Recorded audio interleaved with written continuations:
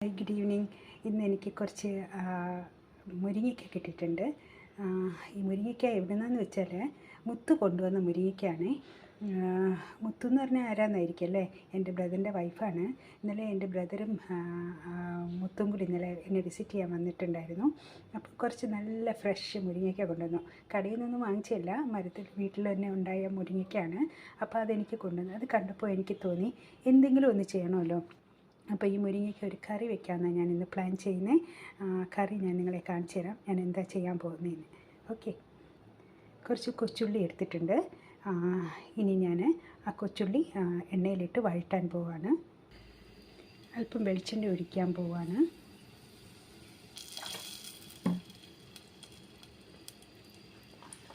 കൊച്ചുള്ളി ഒഴിക്കുക.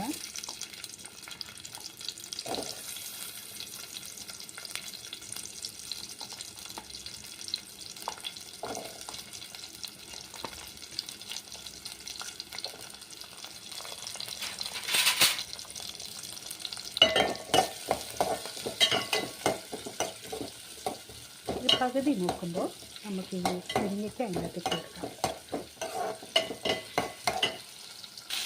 മുരിങ്ങയ്ക്ക നല്ലതുപോലെ മൂക്കുന്നുണ്ട്. മുരിങ്ങയ്ക്ക ഇട്ട്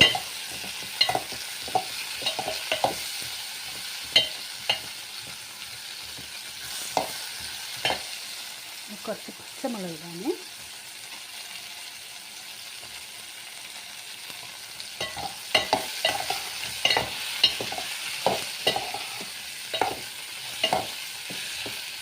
നല്ലതുപോലെ മൂക്കട്ടെ. ഇനി നമുക്ക് മുളക് പൊടി ഇട്ട് കൊടുക്കാം. ഒരു ടീസ്പൂൺ മുളക് പൊടി ഇടുകയാണ്.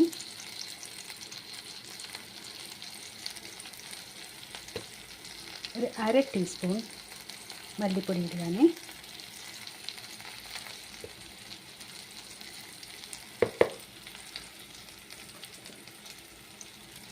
ഒരു 1/4 ടീസ്പൂൺ മഞ്ഞളിടുകയാണ്.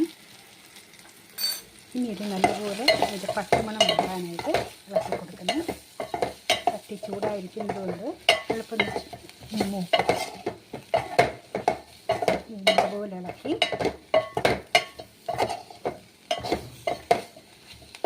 ഇത് വേവാനായിട്ട് നമുക്ക് കുറച്ച് വെള്ളം ഒഴിച്ചു കൊടുക്കാം.